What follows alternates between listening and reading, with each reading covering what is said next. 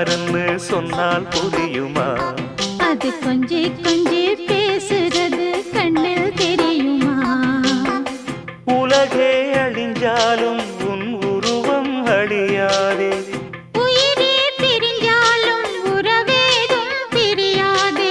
உண்ணாமல் உறங்காமல் உன்னால் தவிக்கும் பொண்ணு மணியின் நெஞ்சுக்குள்ளே இன்னாருன்னு சொன்னால் புரியுமா? அது கொஞ்சி கொஞ்சி